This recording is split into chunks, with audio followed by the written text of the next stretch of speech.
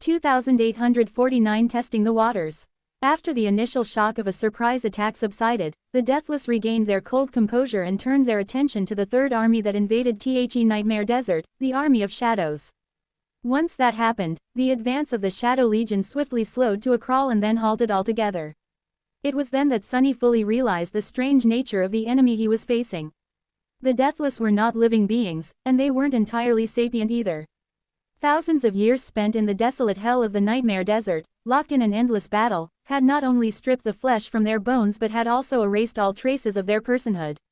The curse of Shadow God had shattered their minds a long time ago, as well. But that did not mean that they were mindless. In fact, the Deathless were quite intelligent.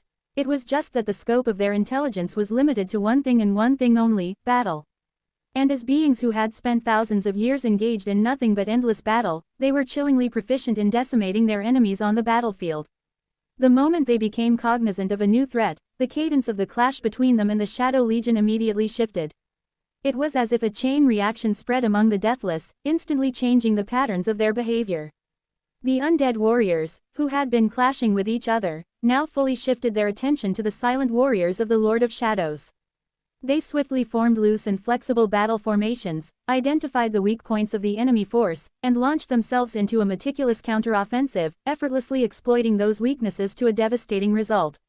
The weaker shades melted, destroyed faster than Sunny could comprehend the reason why the formation of his legion was suddenly crumbling. Nephis was under more scrutiny than he was, though. That was because the Deathless had not only fathomed where the enemy's vulnerabilities lay. They had also instantly identified their own tactical deficiencies and acted to correct them. The most jarring of those deficiencies and the main reason why the Shadow Legion had been able to advance so swiftly up to that point was that the undead warriors were being suppressed. They were being weakened, thrown off balance, shattered, and burned by the radiant star that burned high in the sky. So, the Deathless endeavored to destroy that star, or at least bring it low to the ground. Neph's radiant reign of Tergir came to an end when a vast mass of arrows, javelins, and makeshift projectiles rose from the dunes like a black cloud. It reached her in an instant, leaving a trail of turbulent winds in its wake. Each projectile carried enough force and murderous will to kill a Supreme, so Nephis folded her wings and dove to the ground, weaving an erratic dance between them. It was not that these dark missiles could truly kill her. The true extent of Neph's vitality was yet unknown, but she was not going to be vanquished by these ancient weapons. The wounds they could deal her, no matter how dreadful, would be washed away by the white flames. She could have endured them on the ground, but being caught by a swarm of javelins in the air would cause her to fall. And once she hit the sand, impaled by the spears of her enemies, the Deathless could surround and restrain her. Near immortality was a sword that cut both ways. It made beings like Sunny and Nephis difficult to kill, but also raised the stakes of being defeated to terrifying heights. After all, death was far more merciful than endless suffering. Not to mention that Nephis needed to conserve her strength for the countless nights of increasingly deadly battles yet to come. Her body was pierced, and her radiant wings were torn, but Nephis managed to escape the cloud of projectiles without losing control of her flight. As soon as she did, she aimed her sword at the area of the battlefield where most of the javelins had come from and unleashed fiery vengeance, condensing the immolating white flames of her soul into an annihilating beam with the help of both shaping and the blessing. It was as if the blade of her radiant sword had suddenly grown to several kilometers in length, falling down mercilessly to leave a charred wound on the surface of the Nightmare Desert. But even if many of the Deathless were shattered, a second cloud of projectiles rose into the air a few moments later. On the ground, meanwhile, the Shadow Legion was left without the protective aegis of Changing Star's flames. That meant that the Deathless facing it were not suppressed by the obliterating pillars of heavenly fire anymore, and could thus descend upon the advancing shades with no obstacles standing in their way. The result of their unrestrained malice could be felt immediately. The Deathless sent their most stalwart warriors to bar the path of the strongest enemies: Sunny, his shadows, a few of the strongest Supreme Shades, and the Wolf. At the same time, groups of the most deadly undead warriors attacked the points in the formation of the Shadow Legion where the weaker shades were concentrated. Damnation! Sunny stepped through the shadows, escaping the difficult opponent he had been fighting to attack a group of the Deathless who were just about to breach the formation of the Shadow Legion. His arrival postponed the crisis on that section of the battlefield, but it was of little use. The same was happening in a dozen other places, and even if he separated his incarnations, their number would not be enough to contend against the insidious attacks of the ancient undead. The offensive line of the Shadow Legion was breached in one place, then in another. Then, in a few more. By that point, Sunny had to pull his shades back in order to avoid the complete collapse of their formation. Transitioning to a defensive strategy preserved the formation and bought him time, but also made any advance impossible. Still, for the first clash against the Deathless, even this was not a bad result. What was it that Nephis had said? Being good at failing was also a skill. As long as Sunny learned from this failure, he would be able to achieve a better result the next time. Persistence truly is the greatest of virtues. 2850 Sandworm. As the battle reached a state of deceptive equilibrium, Sunny observed his silent soldiers. The Shadow Legion was holding its ground, while the Deathless refused to be pushed back. At first glance, the two opposing forces were at a stalemate, but looks could be deceiving. In truth, the weaker shades were being quickly destroyed at an alarming rate, and this kind of attrition was woefully unsustainable. Not to mention that Sunny's goal was to advance forward, not stay in place. For a moment, he considered whether waging this battle was even worth it. He could just take a leap of faith and advance forward alone by jumping between shadows. He could even take Nephis and the Shadow Legion with him, if need be. However, there was a reason why they had dismissed this idea. As a Supreme, Sunny possessed an almost inexhaustible supply of essence, but that was not because his reserves of it were boundless. Rather, it was because a potent torrent of spirit essence continuously flowed into his soul, replenishing whatever essence he had spent.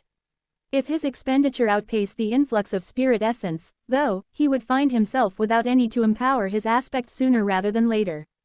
The Nightmare Desert was both vast and strange, denying the familiar laws of space and distance, especially so at night. So, it would take innumerable jumps to reach the tomb of Ariel, and his essence would be drained not even halfway to it, far less if he were to pull the weight of Nephis and her longing domain with him.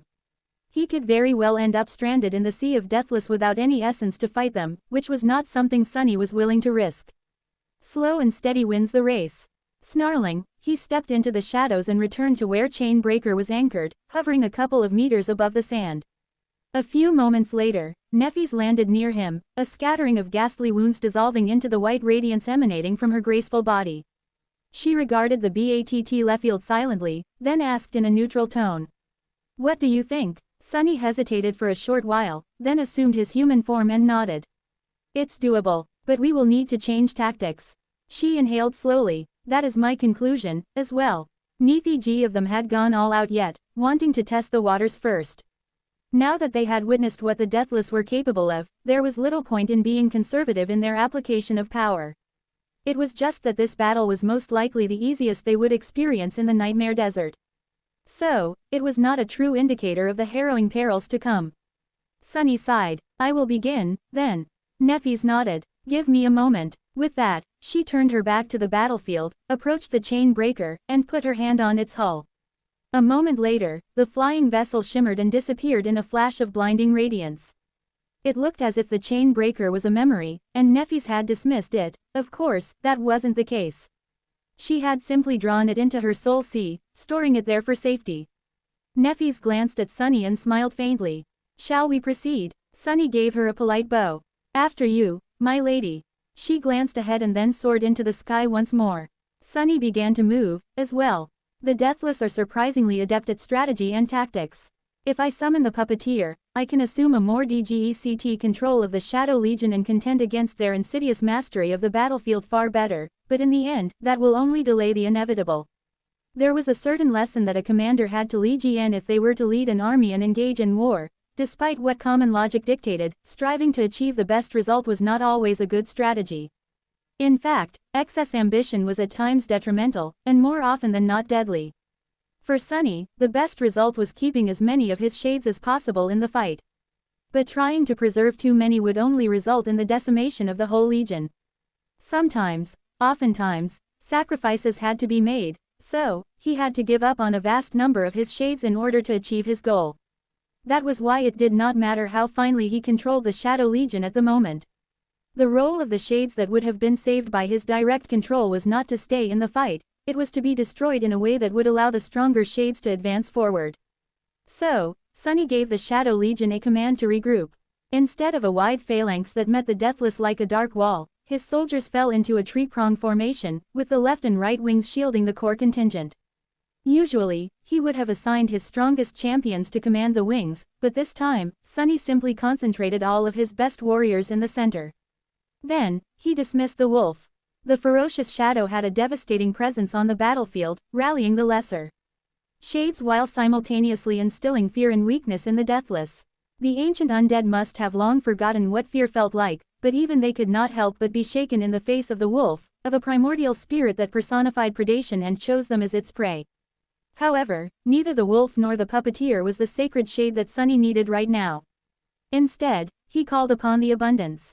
The gigantic maw of the titanic worm exploded from the darkness in front of the central prong of the Shadow Legion, toppling the sand dunes around it. The Deathless who had been assaulting the core attempted to retreat to ascertain the new threat and come up with countermeasures, but it was already too late. The giant worm moved forward, swallowing the unfortunate undead who got in its way.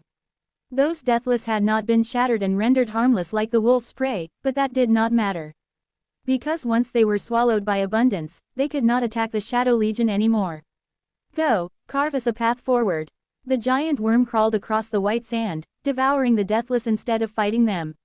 The wings of the Shadow Legion formation protected it from being attacked from the flanks. And those shades who were arrayed behind it simply followed, their advance uncontested. 2851 The advance of Abundance. Abundance crawled across the Nightmare Desert, flowing over white dunes like a dark river of flesh while its terrifying maw swallowed the Deathless. The ancient undead quickly recognized the new threat and attempted to destroy the sacred worm, but the wings of the Shadow Legion's formation prevented them from getting close. The lesser shades melted under the assault of the skeletal remains of the ancient warriors who had been cursed by Shadow God, but that was what Sunny expected. In this battle, the role of the weaker shades was to be destroyed. Their dogged resistance paved the way for the rest of the Legion, allowing it to continue on. Abundance and the Shadow Legion advanced, swiftly moving into the depths of the desert. Sunny stepped through the shadows and appeared in front of the gargantuan worm, regarding the vast expanse of white sand in front of him. There were countless Deathless there. Those far away were still engaged in the eternal battle among themselves, but those who were closer had already switched the target of their malice.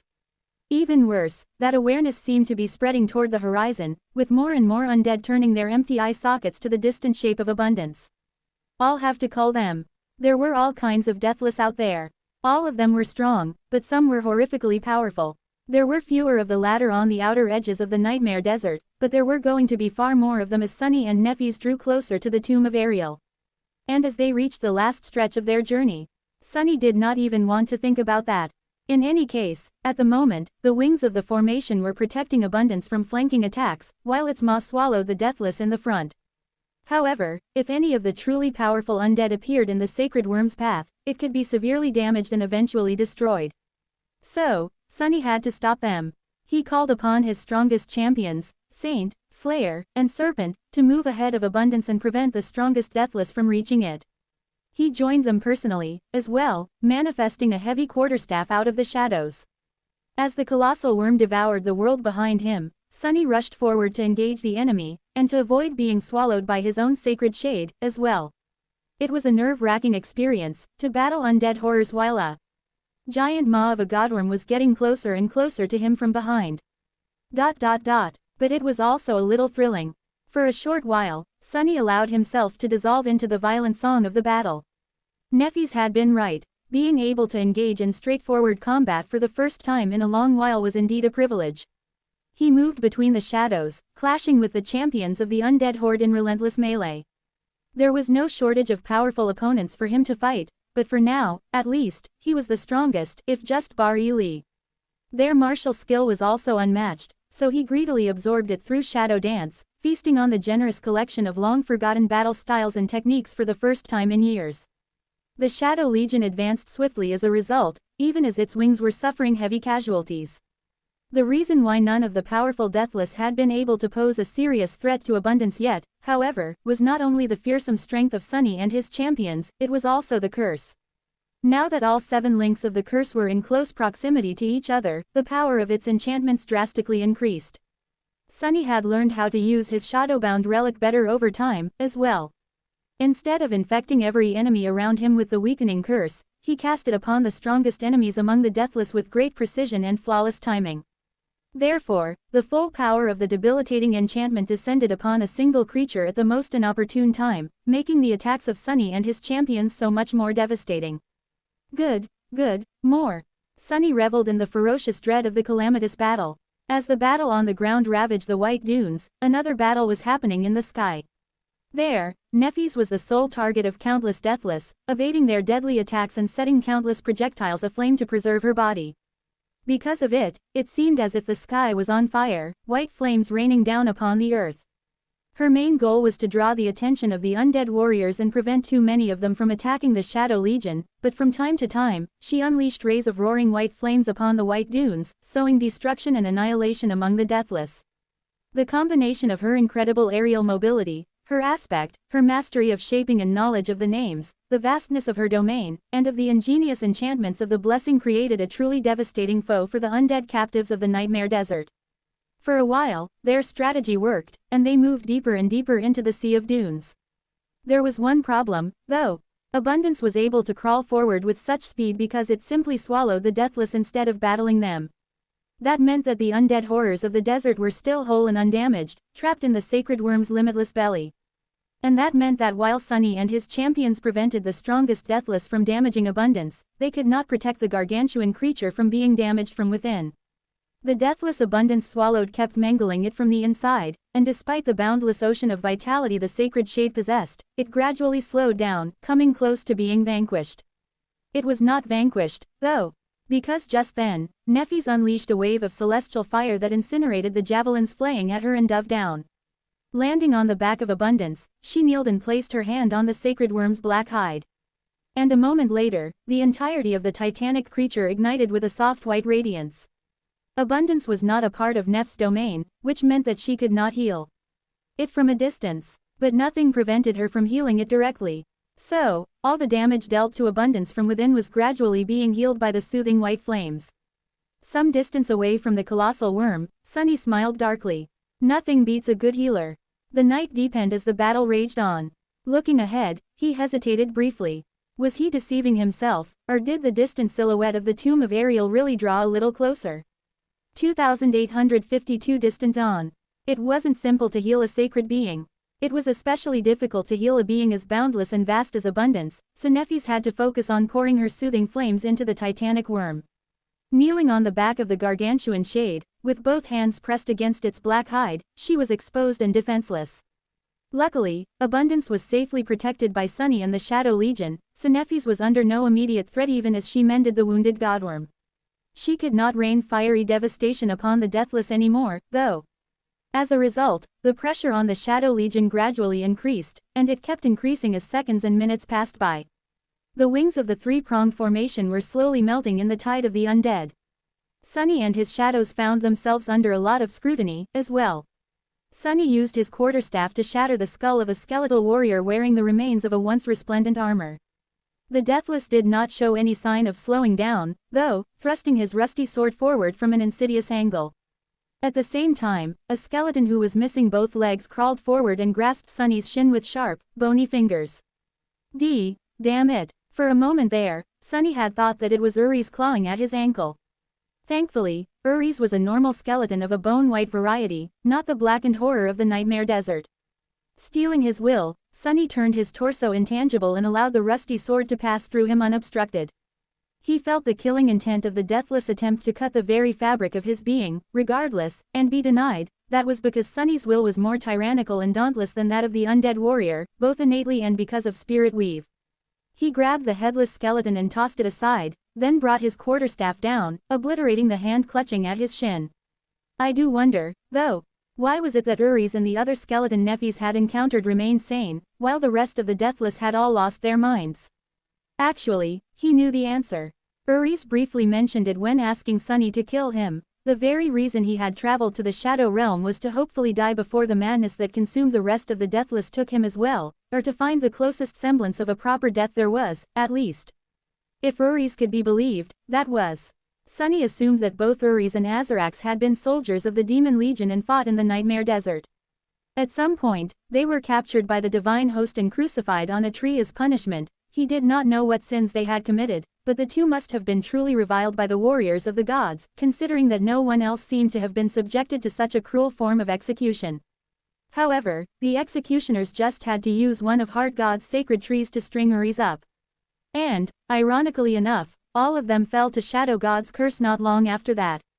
It was not their own will or their special nature that had kept Uris and Azarax sane. Instead, it was the tree, the sacred tree they had been crucified on.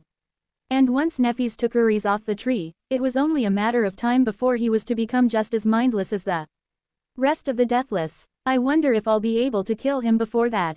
Uris did not deserve a merciful death. In fact, he deserved far worse than what happened to him, considering what he had done. But a promise was a promise. Sunny had promised to do his best to kill the ancient skeleton, so he felt obligated to do just that. I wonder if I can live long enough to kill him, as well. Sunny brought his fist down on the skeleton who had grabbed his leg. There was a deafening thunderclap, and a devastating shockwave rolled outward from the point where his fist crushed the ancient bones and struck the sand. The ground quaked, numerous dunes collapsing like flowing waves. The under-warrior was torn apart. The fingers of his one remaining hand were still moving weakly, but he was in no condition to threaten the Shadow Legion anymore. Sunny was already retreating into the shadows, rushing to face a different adversary. Saint, Slayer, and Serpent were pulling their weight, but even they were slowly starting to drown in the vicious waves of the Deathless. He called upon a few of the stronger shades to move forward and support them, which bought Nephis and Abundance more time.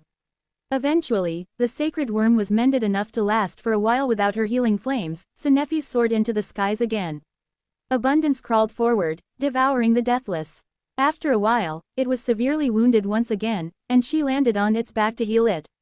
The cycle continued several times, making Sunny worry about her. Neph's aspect was powerful, but using it too much took a toll on her. Now, she was pouring her powers both into clearing vast swaths of the weaker Deathless and into healing Abundance, which meant that she was abusing her aspect without a second of respite. It was exhausting to watch. Sunny himself was not quite exhausted yet, but he was feeling fatigued as well. Most importantly, the wings of the Shadow Legion were battered and broken, with innumerable shades having already been sent back into the soothing darkness of his soul. They couldn't reliably keep the Deathless from reaching the core of the formation anymore, so the strongest shades whom Sunny had kept there, in reserve, had to engage the undead horrors as well. Still, they had made it far into the desert. As a sacred being, Abundance moved with tremendous speed, so it devoured not only the Deathless but also distance. The wings are going to entirely collapse soon, though. Sunny evaluated the situation, wondering if he would have to employ a different strategy or sacrifice something else.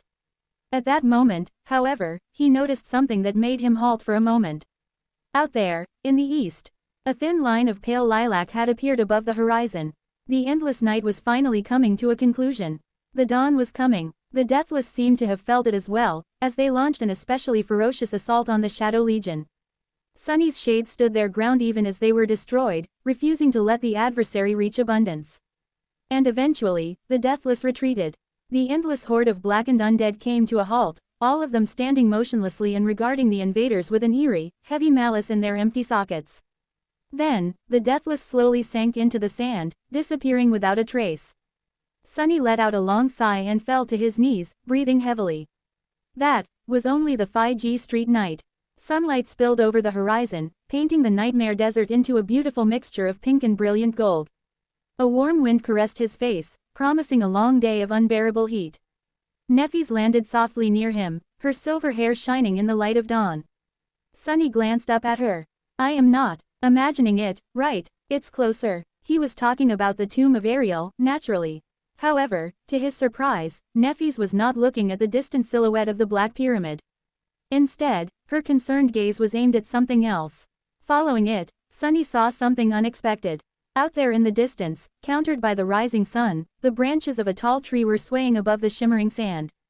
2853 Plague of Steel. A towering tree with snow-white bark and scarlet leaves stood among the dunes, a spring of water forming a pool in its shade. The tree bore no fruit, however, tens of thousands of skulls hung from its stunning branches, fastened to them with glistening threads of black silk. The sacred tree was different from the one growing on the deck of the chain breaker, for it was much older and had grown in a different soil. It was also different from soul-devouring tree of the Forgotten Shore, because it had not succumbed to corruption. Perhaps it was what the Soul Devourer was meant to be, if its seed had not sprouted in a pool of blood, atop a mountain of corpses left by the gruesome sacrifice of the 7 heroes. The branches of the tree swayed gently in the wind, and a weathered skeleton was cruelly nailed to its white bark.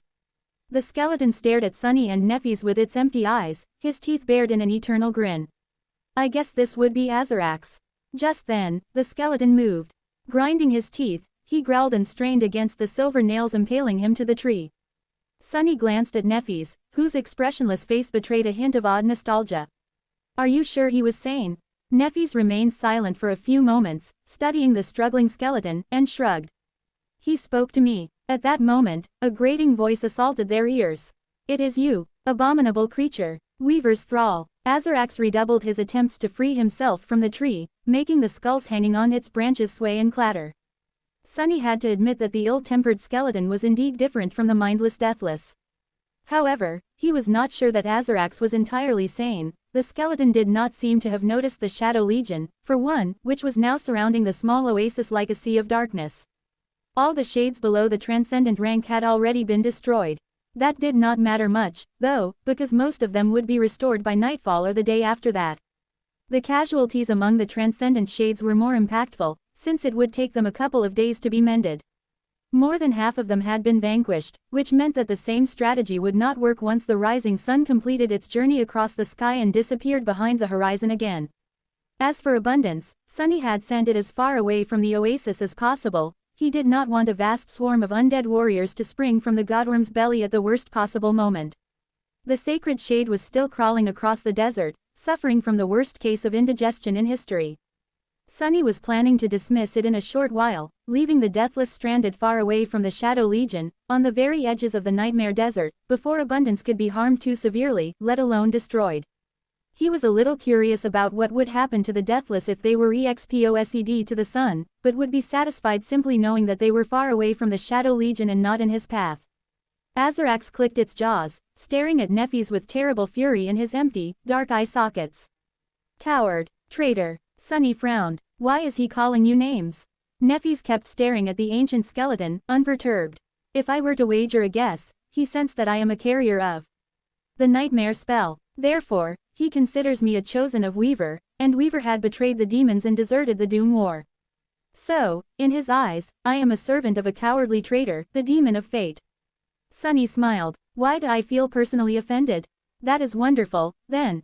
They had not only come to the sacred tree to let Nephis retrace her steps and enjoy a bit of nostalgic self-reflection. In truth, Sunny hoped to enlist Azarax in exchange for freeing him, thus obtaining a powerful ally during the Nightmare Desert expedition. To that end, it was actually quite convenient that he was not a carrier of the nightmare spell anymore.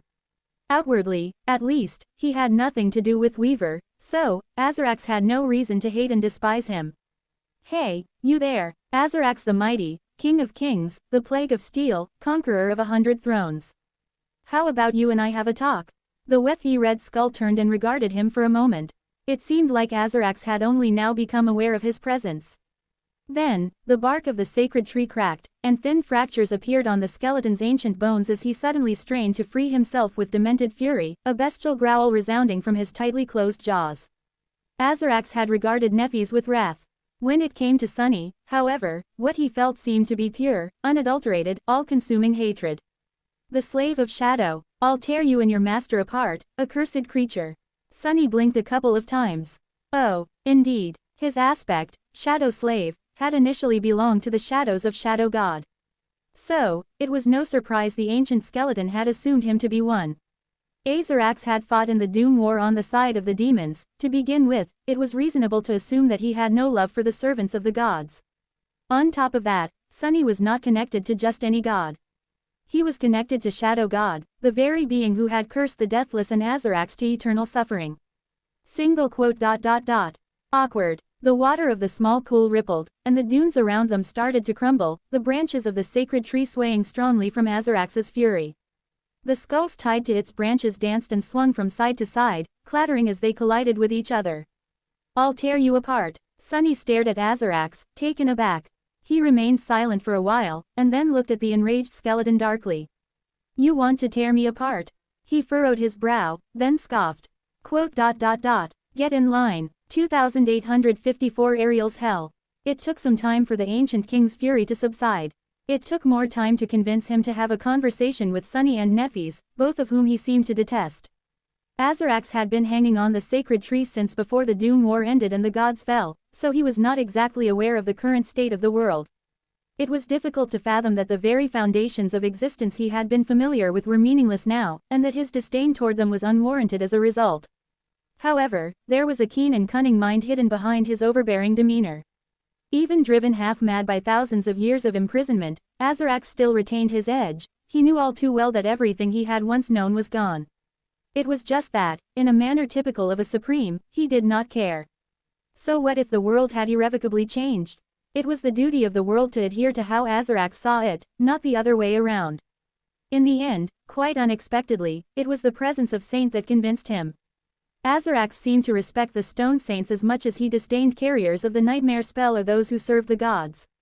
It made sense, really. After all, Saint and her people had been created by Nether, the demon of destiny, and were the indomitable core of the demon army. Since Sunny and Nephis were in the company of the Shadow Ofa Jade Saint, Azarax was willing to at least hear them out. That coy bastard. In truth, Azarax wanted to get off the tree he had been nailed to thousands of years ago as much as they wanted to enlist his assistance. No matter how much he tried to hide it, Sunny could tell, he knew more than most about wanting to be free. After all, Azarax had an entirely different reason to want to be freed from Uriz, though. Uriz wanted to find a proper death before the curse of Shadow God turned him into a mindless beast. The ancient king, however, wished for the opposite. He wanted to be taken off the tree precisely because he longed to become one of the deathless. Anyone would mistake the nightmare desert for hell, but to him, it was heaven. An eternal, endless battle between the legendary warriors cursed to never know peace. That was exactly what a conquering tyrant like Azarax wanted and dreamed about.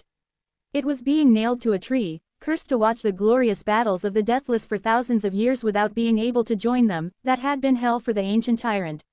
So, despite all his contempt and hatred, he was not going to refuse the beings who could free him from that hell and deliver him to paradise. Sunny and Nephis were not entirely sure that they could trust the half-crazed skeleton, though. They needed a guarantee that he would not turn on them as soon as they pulled him down from the tree first. Both were exhausted after a long night of battle, so they rested on the bank of the small pool of water and enjoyed the shade of the sacred tree. There was a lot of time before sunset, and they intended to spend it getting some answers from Azarax. Nephis drank some water from the pool, while Sunny summoned the endless spring. He also produced cooking utensils from his soul sea and went about preparing a simple meal. I've always wanted to know, what were the armies of the demons and the gods doing here, in the nightmare desert, to begin with? Were you fighting for the tomb of Ariel? Azarax stared at him darkly from the tray. No, not at all. It was just a convenient place to fight. The ancient tyrant ground his teeth, then spat in a scornful tone. And why are you calling this realm the nightmare desert? Didn't your parents teach you anything about hell of Ariel? Sunny looked at him strangely. That's just what we call it. And my parents had no idea that this place existed. Did this realm belong to the demon of dread, then? Azarax clacked his teeth. No, it was only turned into hell by him. A hell is a hell, a desolate realm where nothing lives. Actually, there were many mortal realms that had been turned into harrowing, desolate nightmares by some calamity or another. I even created one or two myself. Those realms were called hells. But this one was special, because it was isolated from all others. One couldn't just cross its boundary, even if they were of a high enough rank to travel between realms. The hell of Ariel was only connected to one other land. He pushed against the nails impaling him to the tree, as if hoping that they would come loose, and ground his teeth again. Because the hell of Ariel was dead and isolated, it became favored by the gods. This was where they put everything that they hated, feared, or wanted to punish, well, according to the myth, at least. That was why parents used to scare their children with the hell of Ariel. However, there was another, far more dreadful reason why everyone feared it. Sunny raised an eyebrow. Why? Azarax turned his skull south, where the black wall of the Hollow Mountains was visible in the distance. Because the only realm hell was connected to was the underworld. A long journey awaits all living beings once they die. Their shadows have to travel all the way to the underworld and cross the rivers to enter it, then descend to the very bottom of the underworld and plunge into the abyss. Only after traversing the abyss will they finally reach the shadow realm and find peace. He turned to Sunny. However, if a shadow got lost on its way through the underworld, it would end up here, in hell. Forever. So, funnily enough, the hell of Ariel had been a prison for those who had been denied death even before Shadow God unleashed his curse. Azarax stared at Sunny and let out a vicious laugh. Don't worry, though, all those unfortunate souls were consumed and eradicated once the hell of Ariel became a battlefield. We couldn't tolerate the threat they posed, so we destroyed them. He slammed the back of his skull against the tree and stared at the sky. Neither of the myths about the hell of Ariel had anything to do with why the Demon Legion and the Divine Host chose it as a battlefield, though. We simply needed a large enough battlefield and did not want to turn more realms into hells. So, this was why we gathered in the desert to wage war against each other. Azarax remained motionless. But despite how close to the underworld we were, most of us never got to the realm of death, anyway. His voice sounded both envious and resentful. 2,855 vessels of the gods. Sunny remained silent for a while, pondering on what Azarax had told them. It was quite interesting, but not entirely useful knowledge. It certainly wasn't going to help them conquer the Nightmare Desert, at the very least.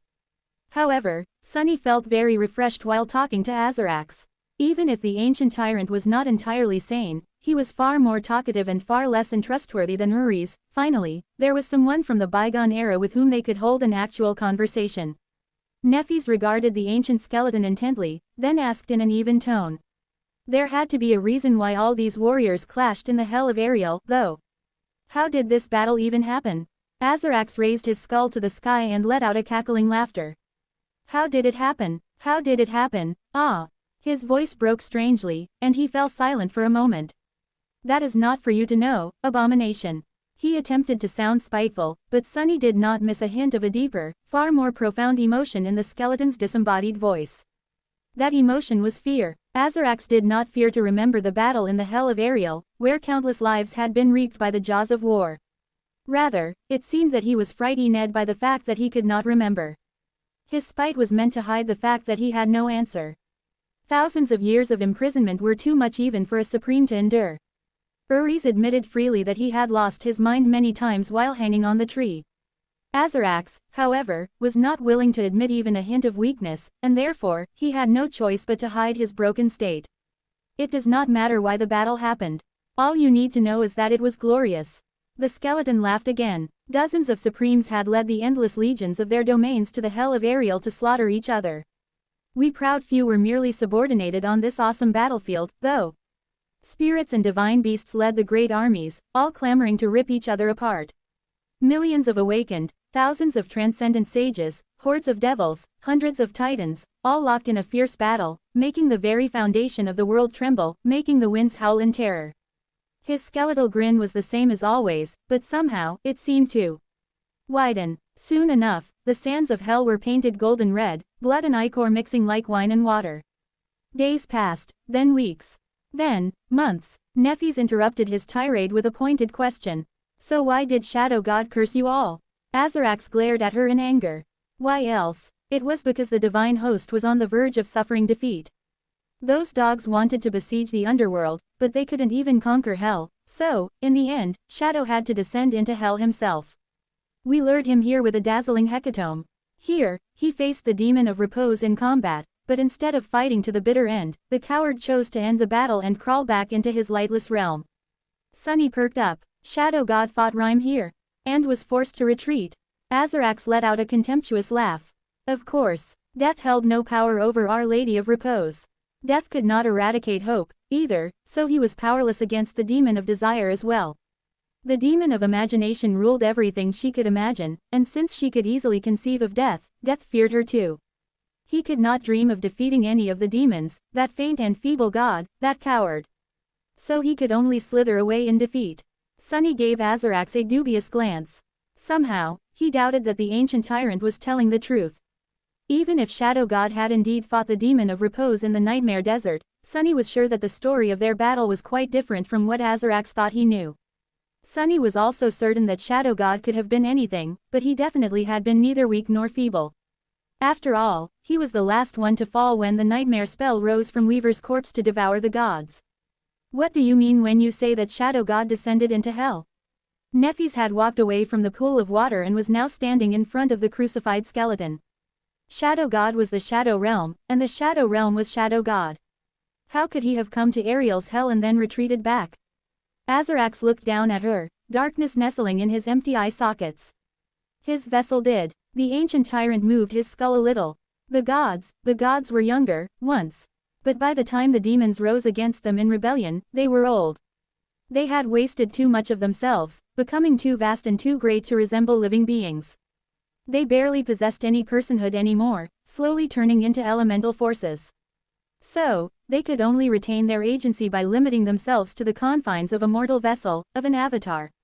Azarax hissed. It was the avatar of Shadow God who came to Ariel's hell, lost the battle against the demon of repose, and destroyed both armies with his cruel curse. To mock her, Sunny raised an eyebrow. Such a terrifying battle, the greatest battle to have ever been fought, perhaps. I would have expected the avatar of War God to show up, instead. The ancient tyrant laughed. That one was not ready for the horror of our battle, yet. Sunny frowned. How so? Azarax turned his head sideways and stared at the wounds on the bark of the sacred tree where another set of nails had once been, impaling another skeleton. The avatar of war was too young. The former one, the dragon, was the founder of the War Empire. He was merely a cheap imitation, though, an imitation of me. Sunny and Nefis looked at each other. After remaining silent for a few moments, Sunny scratched the tip of his nose. What? That doesn't really make sense. First of all, had the War Empire not existed for 1,000 years? Wouldn't you be an imitation of its founder, instead? He shook his head. Actually, I wanted to ask. You call yourself a great conqueror, but conquest and warfare were the bread and butter of the War Empire. Weren't you a champion of War God, yourself? Azarax simply laughed. There was a hint of bitterness in his voice, though. A champion of War God? No. Why should I have bowed to a god? I, Azarax the Conqueror, have never bowed to anyone, or anything. Countless realms bowed to me, instead. He paused for a moment, then added in a wrathful voice. But in the end, my empire was destroyed by a champion of War God. The War Empire was built on its ruins, and in its image, and ruled by an avatar of war, thriving for 1,000 years. His empty eye sockets glistened wickedly. Until Uriz, that cunning wretch, killed the avatar of War God and sealed the empire's fate. That was why when the Doom War started, an avatar of War God was nowhere to be seen. 2856 Palace Slave. Sunny was keenly interested in anything that had to do with Uriz, and by extension with the Nine. So, he glanced at Azarax, lingered for a moment, and asked. That Uriz of the Nine, the two of you must know each other well, considering that you spent thousands of years side by side. Azarax ground his teeth. Instead of answering the question, he regarded Nefis. That knave must have really guided you out of hell. So, where is he now? What has become of him? She shrugged. I left him in the underworld. Sunny spared her a brief glance, then added. He made it to the Shadow Realm, in the end. He is still there, searching for peace. And waiting for Sunny to grow powerful enough to slay him. The skull of the ancient skeleton remained motionless for a few moments, then lowered slightly. A shame. Azarax stared at the sand, then pierced with a murderous glare. It's a shame that he escaped hell before me. Oh, how joyous it would have been, to join the battle together. Sunny was momentarily surprised by the uncharacteristic show of sentimentality. It seemed that Azarax was not immune to camaraderie and affection, after all. However, he was proven wrong a second later. If he and I were to become swallowed by the curse together, I would have been able to crush, shatter, and mutilate that wretched worm for all eternity. I would have destroyed him 1,000 times, 10,000 times. I would have visited a vicious death upon him for every accursed day I had to spend in his excruciating company. The vitriol in his voice could only compare with the hatred he had expressed when sensing the legacy of Shadow God in Sunny. I guess not. Sunny cleared his throat. Would you even be able to defeat him once, though? That man killed a god. Azarax the Mighty is a fearsome name, sure, but can it really compare to Uriz the Godslayer? Azarax glowered at him silently. That worm was full of tricks, but he has never been more powerful than me. All he could do was plot and scheme. However, no scheme would have helped him defeat someone as fearsome as I am. Sunny raised an eyebrow. How did he end up killing the avatar of War God, then? He wasn't asking out of mere curiosity. If he and Nefis succeeded and became sacred, it would not be long until they would have to defend the borders of humanity from cursed and unholy creatures. So, every little bit of information about the nebulous art of god-slaying was of vital importance to them. Azarax turned his skull away.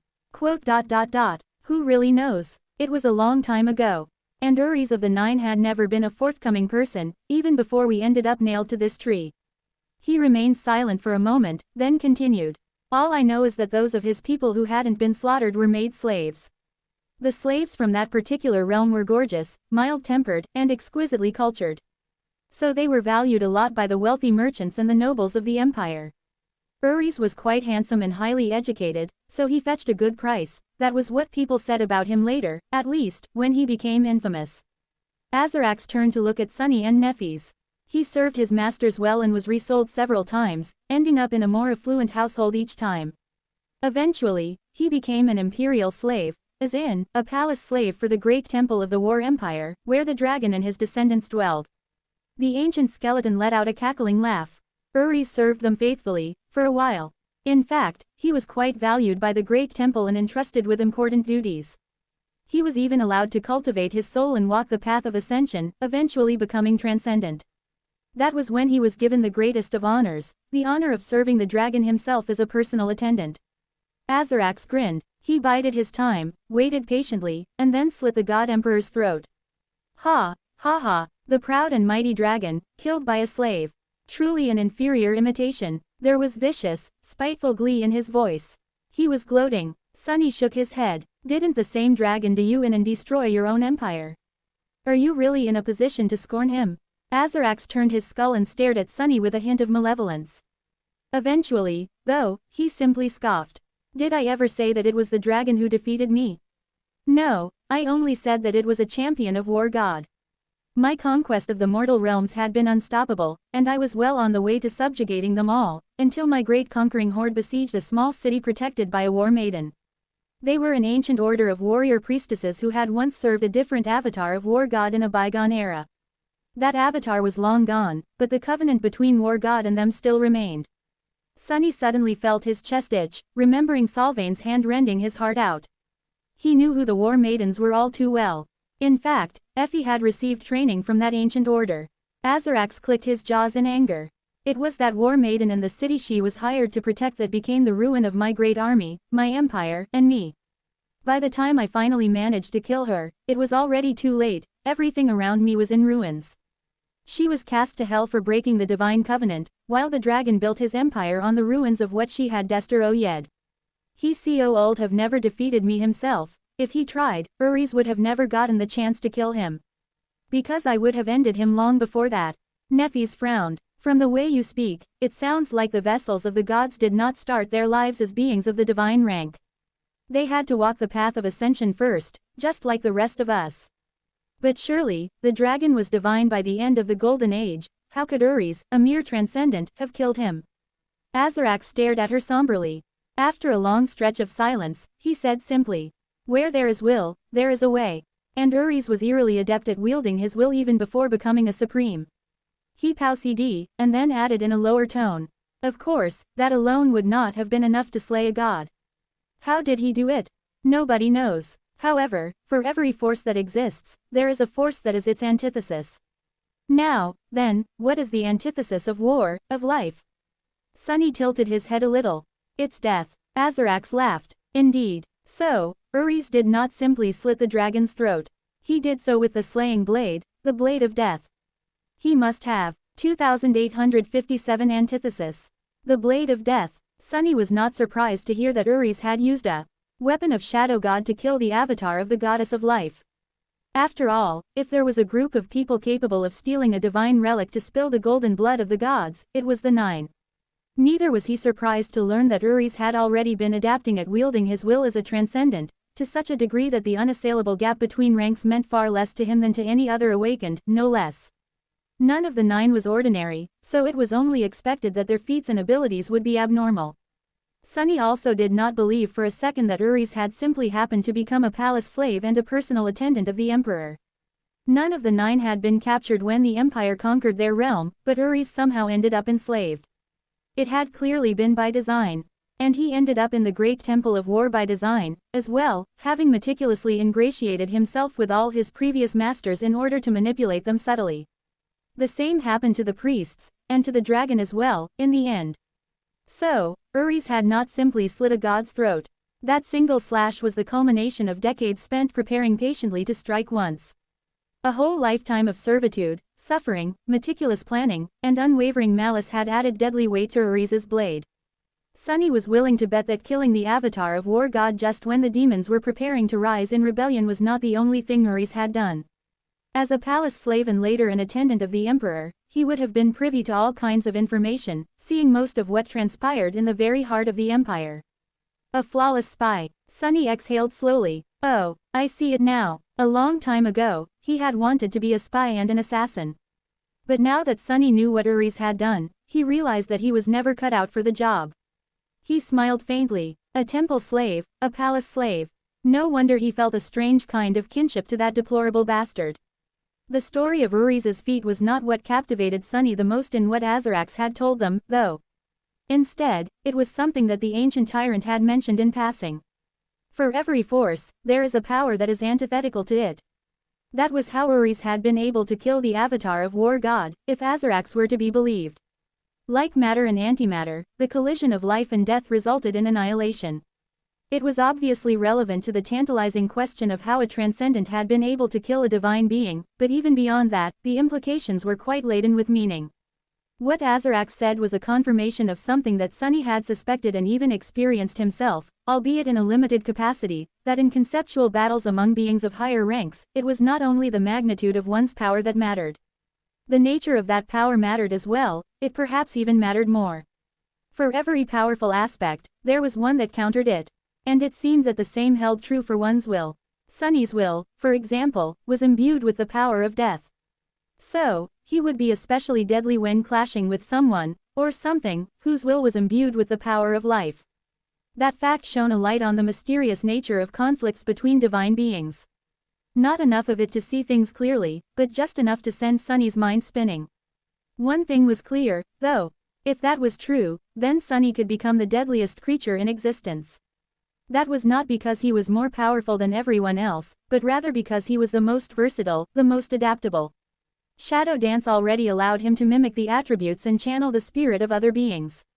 If he were to master all of its steps, he would probably be able to turn himself into a flawless copy of any living being, including the innate nature of their will. And if he were to do that, he would not be just antithetical to life. He would be antithetical to everything. Sunny inhaled deeply. Single quote. Like Shadow God was feeble, faint. No, Azarax couldn't have been more wrong. Now that Sunny caught a glimpse of the divine, he felt like he understood why it was Shadow God who had created death, and even the other god had been wary of him. It was because Shadow God could become anything, and therefore held the power to end everything. Sunny chuckled. That was the god of peace. The sun climbed the heights of the sky, drowning the nightmare desert in immolating heat. The boundless horde of those cursed by that god was hiding underneath the sand, and out there in the distance, the tomb built by the demon of dread towered like a black obelisk. Sunny rubbed his face tiredly. How the hell did Shadow God lose to repose, then? Nothing made sense. Letting out a sigh, he looked at Azarax. I guess killing a god was Uri's act of defiance. Did he become supreme after that? The ancient skeleton stared at him darkly. Who's to say? He was already supreme when we met. Granted, he never ruled a vast and powerful domain. Rumors said that his pathetic domain only encompassed 9 people. A pale smile appeared on Sunny's lips. He had an idea who these people had been. 9 fated people, that would have made Uri's the master of the most harrowing domain in existence. Granted, he had not lived long enough to witness the terrifying mission of the 9 come to fruition. This deathless state those cursed by Shadow God endured could not be called living by a long shot, but then again, Uri's had already completed his personal mission by the time the Doom War began. Having ensured the downfall of the Empire and slain the avatar of War God, he had played his role. After that, all he could do was join the Demon Legion and become an ordinary foot soldier. Sunny shook his head slightly. What had it been like? To see all of existence drowning in the flames of a divine war, and know that you were the reason for all that death, sorrow, and destruction. Uri's might have been happy to be crucified on that tree, knowing that he had more than deserved eternal damnation. Or he might have been full of exhilaration while watching the world come undone around him. In any case, that was a matter of the distant past. Right now, Sunny had to contend with the fallout of what Ures and the Nine had done. He had to survive in the wreckage of the world they had created. And to do that, he had to reach the tomb of Ariel first. 2858 Hell Guide. Nefis glanced up, measuring how high the sun was. Then, she lowered her gaze and regarded Azarax with a concerned expression. The battle in Ariel's hell must have happened in the early years of the Doom War. So, you would not have witnessed its end. Still, you must have been aware of the strongest champions of both the Demon Legion and the Divine Host. Those who were sacred, those who were divine. Azarax cackled. Why do you ask, abomination? Nef's frown deepened a little. Because my domain, the last human domain, is going to face the cursed and unholy rulers of the Dream Realm one day soon. Beings like that do not appear out of nowhere. Many of them must have been sacred and divine once, at the same time you were supreme. So, knowing about the minor deities of that bygone era will help me vanquish them in the future. Azarax stared at her silently for a while, then shifted. I'll happily answer your questions, after you set me free. Nefis smiled. Ures guided me to the Underworld as payment for being set free. What will you do? The ancient skeleton raised his skull and laughed. Me, I can even conquer the underworld for you, if you want. Nef's expression did not change. Instead, she raised a hand and made a small white flame dance on her hand. I can conquer the underworld myself. Extinguishing the flame, she used the same hand to point into the distance. There, promise to guide me there, and I will pull you off the tree. Her finger was pointing at the tomb of Ariel, of course. Sunny observed Azarax carefully, waiting for the answer. The ancient tyrant did not make him wait long. That old tomb, naturally. Pull me off the tree, and I will deliver you there with ease. Sunny chuckled. Look how amiable you are. He shook his head and smiled darkly. However, she is Weaver's thrall, and I am Shadow's slave. Those two were your sworn enemies once. Who's to say you won't attack us the second you're free? Pulling Azarax off the tree was not a problem. After all, Nefis had managed to liberate Ures as a sleeper. But there was no guarantee that the ancient tyrant would not immediately turn against them. That was why they had not freed him already. Azarax stared at them, an eternal grin frozen on his skeletal face. Eventually, he scoffed. Weaver and Shadow God are both dead. They had been dead for thousands of years.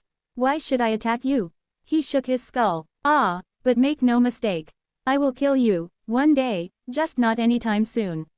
Azarax glanced in the direction of the tomb of Ariel, the darkness nestling in his empty eye sockets brimming with somber, malevolent glee. I am Azarax the Mighty, the conqueror of 1,000 thrones. Once I fulfill my promise and guide you to Ariel's tomb, I will finally join my fallen comrades in their eternal battle, but I will not be like the rest of them, pathetic weaklings. He turned the ILESS gaze back to them. It might take me a while, but in time, I will conquer the hell of Ariel as well. And then, I will lead my great deathless army out of this desert and descend upon the rest of the world like a plague once more. Only, this time, nobody will be able to stop me. I will conquer all of existence, just like I almost did before. Sunny stared at the ancient tyrant with an incredulous expression. Azarax was definitely suffering from the delusion of grandeur, but for some reason, Sunny could easily imagine him being true to his word. Who was to say that a few centuries after they had liberated the ancient conqueror, he wouldn't lead the deathless out of the nightmare desert to conquer the dream realm? That would be quite the calamity. But funnily enough, that was exactly what made Sunny feel like Azarax was telling the truth about not planning to break his promise to him and Nefis. If the ill-tempered skeleton readily agreed to help them in exchange for freedom, Sunny would have suspected him with all the endless power of his paranoia. Now that Azarax had shared his plans to kill them someday, though, Sunny strangely believed him. After all, why would Azarax attack them now if he was already planning to eradicate them later? Sunny glanced at Nefis. Despite the fact that neither of them said a single word, they somehow managed to have an entire conversation without making a sound. He sighed. You do realize that we will either be divine or dead by then. Azarax chuckled. Who would dare kill someone whom I, Azarax, have claimed as prey? Sunny shook his head. Countless beings, actually, but that's beside the point. Nefis spoke at that moment. The point is, we agree. We will rescue you from the tree, and in exchange, you will do your best to help us reach Ariel's tomb. She hesitated for a moment, then nodded at Sunny. He took a few steps forward and stood in front of the sacred tree. Reaching up, he grasped one of the silver nails that impaled Azarax. The ancient tyrant watched him intently. Holding his breath, Sunny pulled. To his surprise, the nail left the ivory bark without any resistance. Soon enough, the second nail followed. And soon after that, Azarax slid off the tree and landed on the white sand. A wicked laugh escaped from between his teeth. Free, I am finally free. His voice was full of a profound, deep emotion that was too vast to be described with just a single label. Joy, exhilaration, vindication, ambition, there were all these emotions and more, all mixed together. He glanced up at Sunny, remained silent for a moment, and then said with dark glee still ringing in his voice. You'll regret this, Shadow. One day, you'll regret this dearly. Sunny glanced at him, then turned away and sighed. Life's too short for regret. 2859 second circle. Night was descending on the desert once again. As the setting sun painted the white sands vibrant red, the dark sea of shades assembled into a marching formation. Tonight, Sunny did not have enough soldiers to form the defensive wings around the core of the Legion. Instead, the strong East Street of his warriors, whom he had held back the previous night, would have to join the battle. Nefis was sitting on the sand, meditating with her eyes closed. She had used neither her partial nor full transformation yesterday, but today the battle was promising to be more difficult. So, she had to prepare herself for the agony of the merciless white flames, of becoming flame. Sunny was preparing, as well. Today, he was going to send all 7 of his avatars into battle independently. More than that, he was going to attempt to accomplish an ambitious feat, building 7 intricate shells at the same time. If he succeeded, then there would not just be one towering shadow colossus protecting the Legion. There would be 7. Today's battle was going to be different in one more way, as well. Today, the Plague of Steel would be fighting on their side. Azarax was standing a few steps ahead of Sunny, looking at the vast expanse of the Nightmare Desert impatiently. He was not preparing himself in any way, instead, he simply could not wait to plunge into the ferocious battle. Sunny sighed. Should I create you a weapon, at least? What do you fancy? A sword, a spear, a club? The ancient skeleton turned his grinning skull in his direction. No need. I'll simply take the weapons of my enemies after crushing the fools to dust.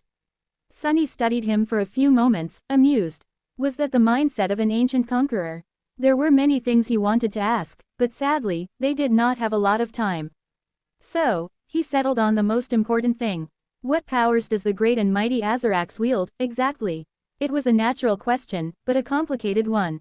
After all, despite this temporary alliance, they were still enemies. Azarax made no secret of his hatred toward both Sunny and Nefis, as well as of his desire to unleash a bloody conquest upon the world.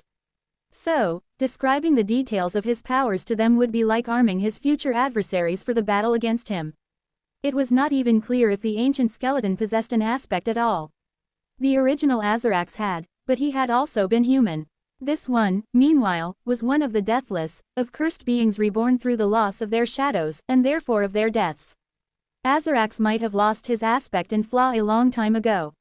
He laughed. Wouldn't you like to know? With that, the ancient tyrant looked ahead once more.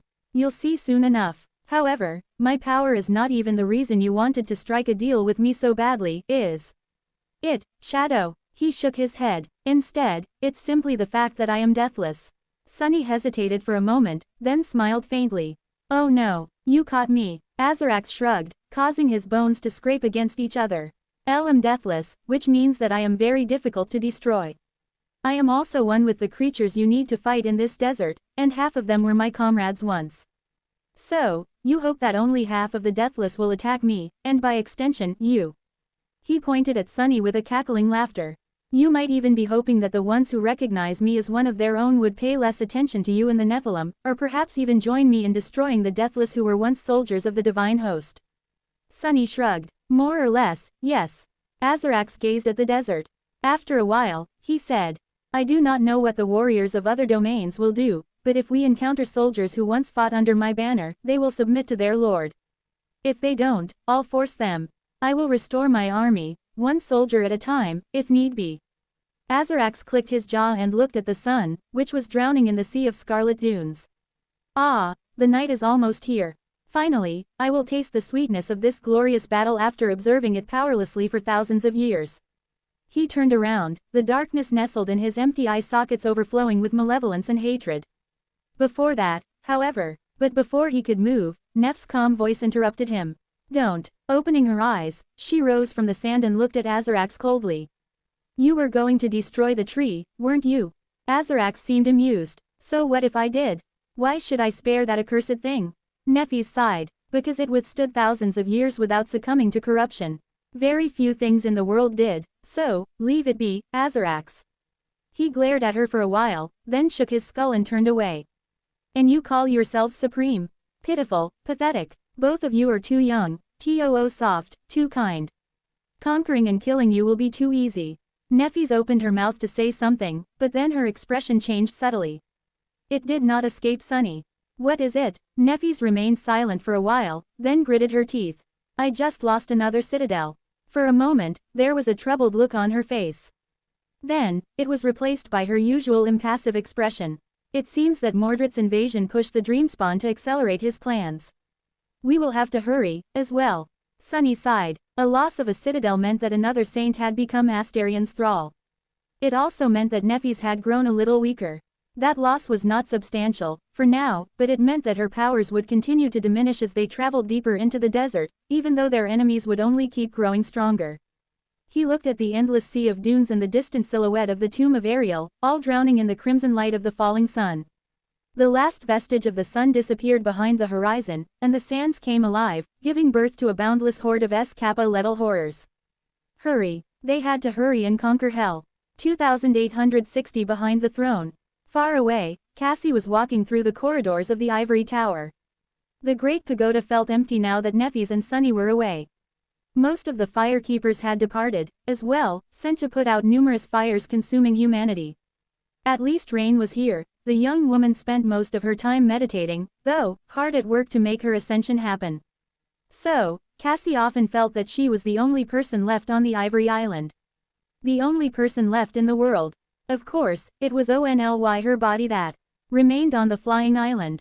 Her mind, meanwhile, encompassed all of the world, sharing the senses of countless people across the human domain.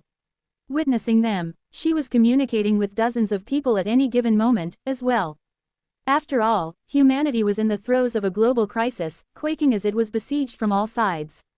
The waking world continued to be consumed by the ever-increasing number of nightmare gates and the waves of abominations they unleashed. In the dream realm, hordes of nightmare creatures were prowling the edges of the human domain, driven mad by the scent of human souls. Astarion's plague was spreading like wildfire, slowly consuming everything. And on top of that, the King of Nothing had invaded the human domain from the north, posing a threat that was more dire than even the Dreamspawn. Cassie was merely a saint, but at the moment, she represented the throne of the immortal flame. She was the stand-in for the ruler of humanity, and therefore, it was her duty to guide the human domain through these calamities. Or try to, at least.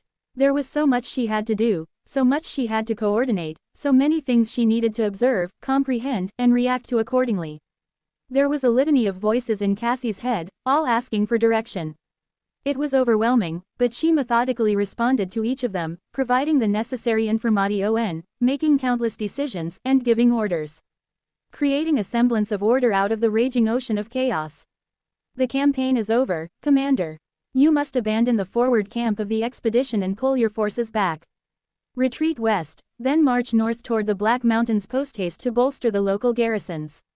Speed is of utmost importance. No reinforcements will be available in the foreseeable future.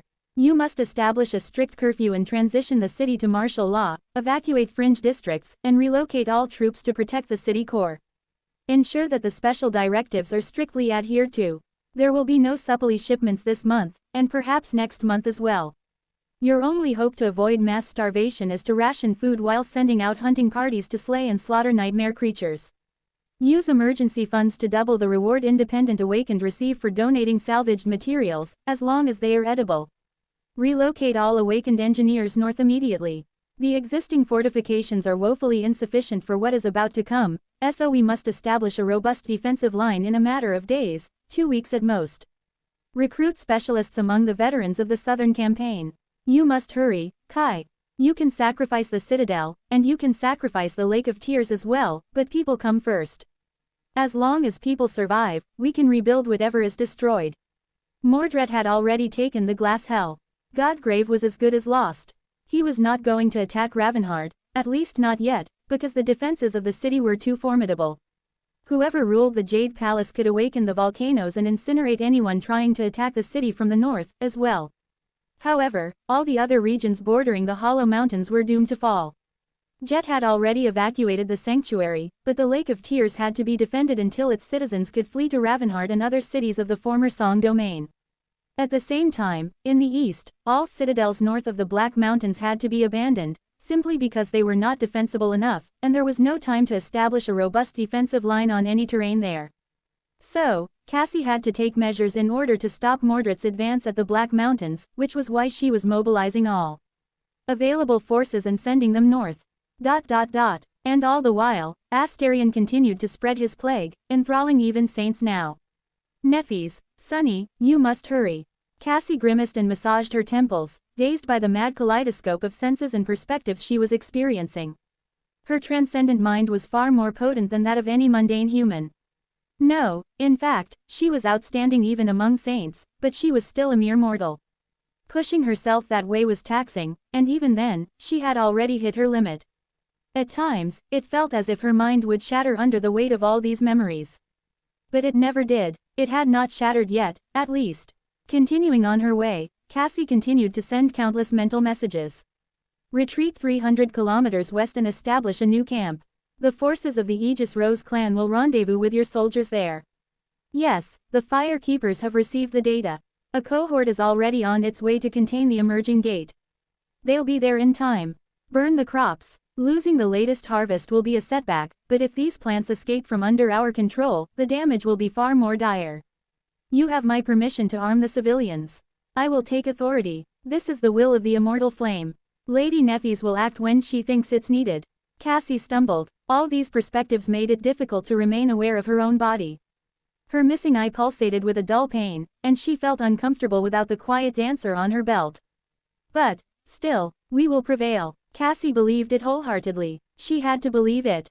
She was just not sure how much would be sacrificed to achieve that triumph. 2861 Another one bites the dust. In just a few short days, Cassie saw that even her worst expectations were proven wrong.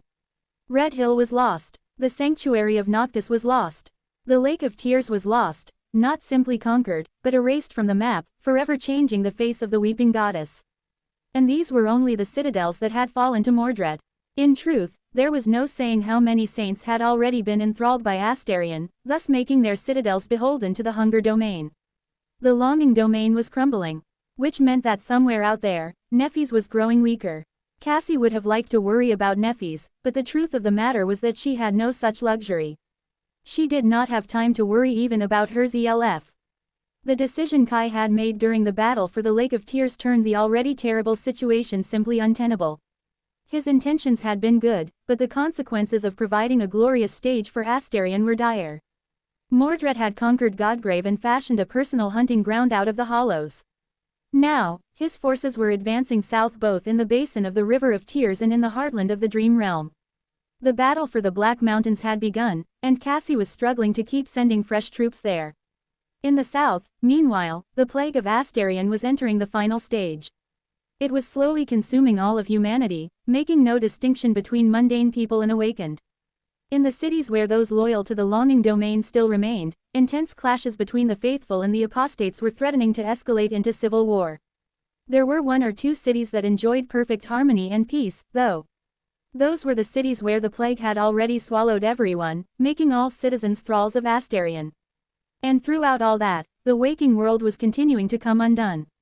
Cassie felt suffocated. At the same time, she felt paranoid, unable to rely even on those people who had held her absolute trust in the past. But, most of all, she had no time to consider the large picture. Her mind was completely preoccupied with the titanic undertaking of administering the boundless expanse of the human domain. As night descended upon Bastion, embracing the heavenly island drifting in the clouds above it first, she walked across the empty corridors of the ivory tower and knocked on a door. Coming inside, she found Rain meditating. Cassie could not see the young woman, but she could feel the torrents of essence flowing furiously through her, their raging current guided by the coils of the serpent etched into her skin. The clouds outside the window were restless, swirling in tune with the revolving whirlpool of Rain's soul essence. Sensing her presence, the young woman seemed to smile. Lady Cassia. Cassie hesitated for a moment. I'm just checking on you. Do you need anything? Rain shook her head. No, thank you. Oh, I'll be sure to make breakfast tomorrow. Please come eat once the sun rises. Cassie nodded. There were very few people on the Ivory Island at the moment, and making the blind woman cook was not the best of ideas. As a saint, Cassie herself did not need a lot of food, but Rain was different. So, she insisted on cooking for both of them when nobody else was available. I'll leave you to it, then. Not wanting to disturb Rain, Cassie quietly retreated. While she was talking to Rain, the forces of the human domain were pushed back from the northernmost peak in the Black Mountains. At the same time, a potent nightmare gate opened in the middle of a populous city in the western quadrant. The Obel scale had done its job and warned of its imminent descent well in advance, but with how many soldiers were engaged in the battle against Mordret, it was difficult to send a large force to contain it. At the same time, a strange peace settled on the streets of a citadel city that stood on the shores of the River of Tears far downstream of the Weeping Goddess. The citizens, who had been at each other's throats just a day ago, were now going about their business with happy smiles. The saint ruling the citadel was still sending mental messages to Cassie, his tone urgent. He seemed to still be loyal, at least. Lady Cassia, we have settled the refugees from the Lake of Tears, but our food stores will not last long with the additional population. I know that navigating the River of Tears is dangerous at the moment, but can't you resupply us by sending a few ships upstream from the Stormzia? I will dispatch my best warriors to escort them. Walking to her quarters, Cassie traced the wall with her fingers. It is possible, but the situation is changing swiftly. I will send supplies as soon as possible. Keep your warriors inside the city, we do not know when the next raid might happen. She was sharing the saint's senses, so she could feel his fatigue and anxiety. He let out a heavy sigh. I see. The saint remained silent for a few moments, and then asked aloud. But, Lady Cassia, can I ask you a question? He leaned back and inhaled deeply, relaxing his body. What do you think would have happened to the great palace of Crete if the Minotaur broke free of his prison? Cassie halted for a moment, then continued walking. The saint smiled. Would he have spared Ariadne, his sister? Or tore her limb from limb and devoured her? He chuckled. You have such pretty eyes, Lady Cassia. She erased her mark, cutting the connection between them. Another one. Knowing that Astarion could exploit her web of telepathic connections, Cassie gritted her teeth and erased every mark in that city, as well. A black spot appeared on her mental map of the dream realm. There were already a few of these spots on it, already, particularly so. In the north, from a distance, it looked like a vast darkness was encroaching upon the world, devouring it slowly. At that moment, for the first time since Astarion had revealed himself, Cassie could not help but ask herself a frightening question. What was she going to do if Nephis and Sunny failed to achieve their mysterious goal in time? What was she going to do if they failed? 2862 A Litany of Voices. Lady Cassia, the King of Nothing has crossed the northern gorge and broken through the fortification line at Whisper Peak. We won't be able to hold out for long. Please send reinforcements immediately. My lady, the supply fleet is lost. I am sorry. The casualties are as follows. The Nightmare Gate is contained, but it opened close to the main relay substation. The electrical grid is completely disrupted, and although secondary and tertiary transformer stations were used to reroute the current, approximately 20% of the city is currently suffering from a complete blackout. I must reiterate the urgency of the situation, Lady Cassia. Local generators installed in residential complexes will not last long. Once power goes out and ventilation systems stop functioning, the death toll on the subterranean floors. Lady Cassia, my lady. Cassie's mind was filled with pleading voices. The dreadful cacophony of their cries was deafening, washing over her like a cold ocean. They were all crying for help, desperate in the absence of their ruler, of their goddess. They wanted to be saved, and for them, salvation was synonymous with changing star, with the last daughter of the immortal flame, who had ignited their souls with hope and longing. So, they wanted to know where she was. They wanted to know why she had abandoned them. Cassie wanted to know, as well. She used to, but judging by the gaping spaces where her recent memories were supposed to be, she must have erased them. The reason why was not difficult to guess, it was to protect that knowledge from Astarion. And since the knowledge of where the rulers of humanity had gone needed to be protected from Astarion, Cassie could deduce that he would do anything in his power to stop them if he ever found out, which, in turn, meant that what they were doing could spell the end of the Dreamspawn. So, that was everything she knew. That Nephis and Sunny were currently doing something that would allow them to defeat Astarion, and that humanity had to endure alone until they did. Cassie was resourceful, but she could not replace two Supremes. So even if she was doing her best, things were turning more and more dire with each day. Quote. But I really think that I am on the right path. Cassie flinched slightly, brought back from the deafening choir of desperate voices by one that sounded hopeful and bright. Rain was sitting across from her, enjoying the pancakes she had made for the two of them. Awakening is the process of condensing soul essence into a core. Ascension, meanwhile, is the process of reforging the core. It makes sense, if you think about it. A soul core is built from solidified essence, and the essence that solidifies under pressure to create it is awakened. How can something built from awakened essence contain ascended essence, which is far more volatile and potent? Rain smiled. Ah, please forgive me, Lady Cassia. I am speaking metaphorically, of course, and my metaphors always seem to end up having to do with architecture and construction work.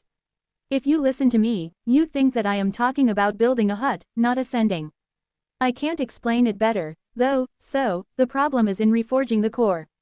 As I see it, there are two ways of going about it, one is enlightened, slow, and conservative. The other is swift, radical, and quite possibly lethal. Cassie raised an eyebrow. And these two ways are. Rain chuckled. I am glad you asked.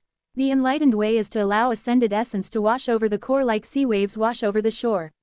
In an endless cycle of tides, the composition of the core will gradually change, one sand particle at a time. Naturally, that can take decades, and one would need to either learn how to elevate the quality of their essence or have a steady supply of ascended soul shards to substitute personal enlightenment. I can somewhat acquire the former, but I already benefit from the latter. Cassie smiled. I see. And the second way? Rain sighed. The second way would be quite obvious to someone in construction. There is a hut in front of you, but you need a castle to stand in its place. Do you replace the wooden planks of the hut one by one, until it becomes a castle? No. You'd simply demolish the hut and build an entirely new castle in its place. In other words, since the core solidified from awakened essence, it's easier to destroy it and shape an entirely new one from ascended essence instead. Cassie faced her with a frown.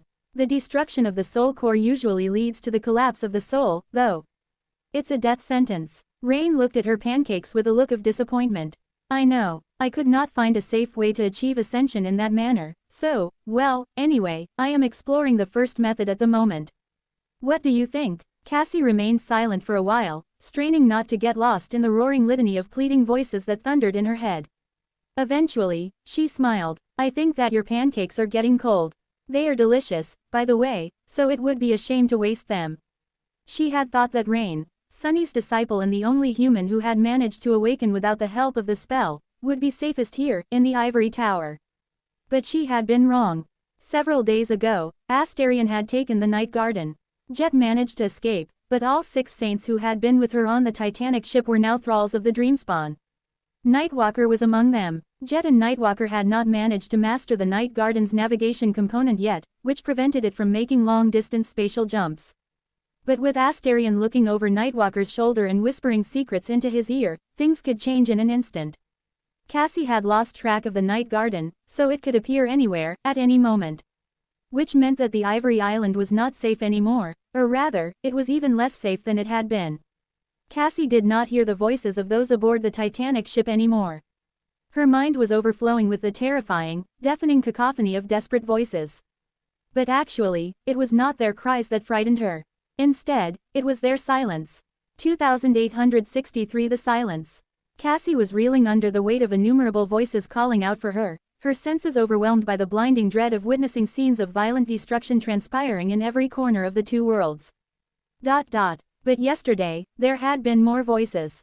And a day before that, had been more voices still.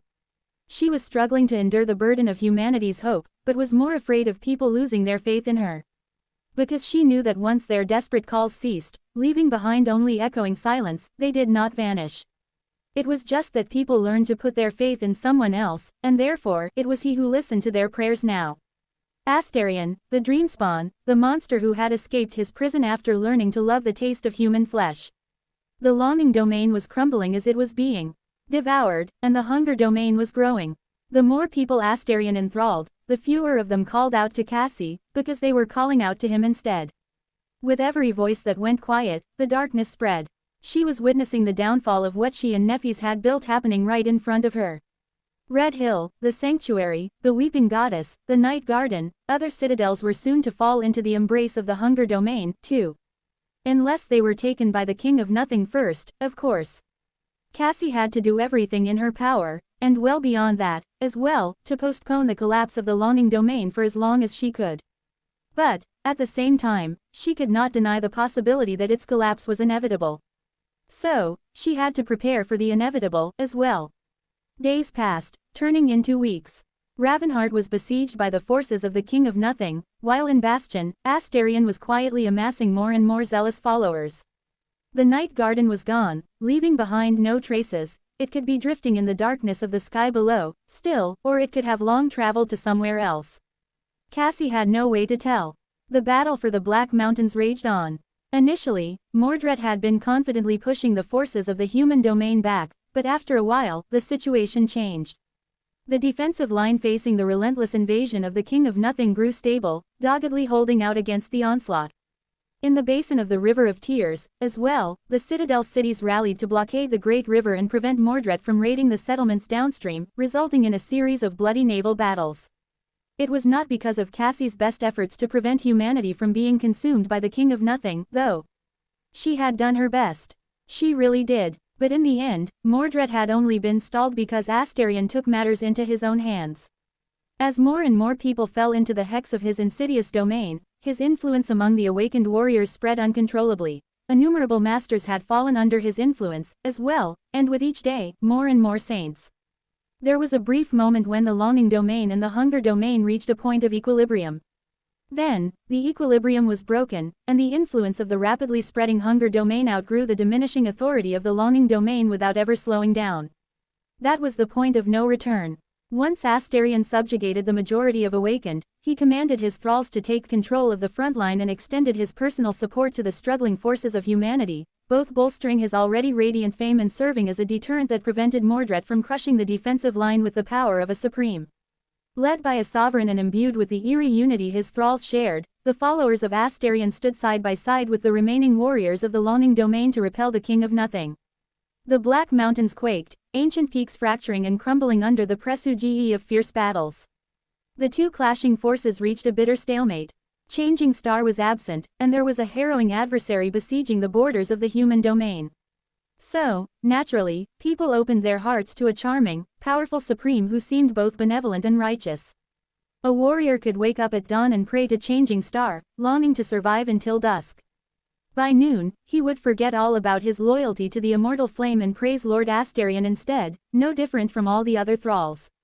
And by the time the sun set, his soul would be shattered, and his body would become a vessel of the King of Nothing.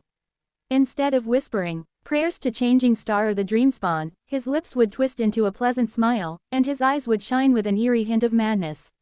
The deafening choir of desperate voices resounding in Cassie's mind was growing less unbearable.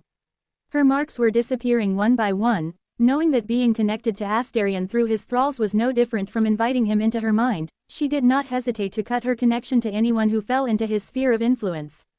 As a result, her own sphere of awareness was shrinking.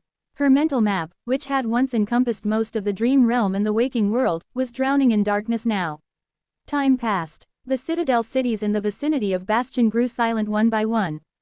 The storied legacy clans that had defended the heartland of the dream realm for decades looked to a different sovereign now, just like they had looked to Nephis after the King of Swords fell.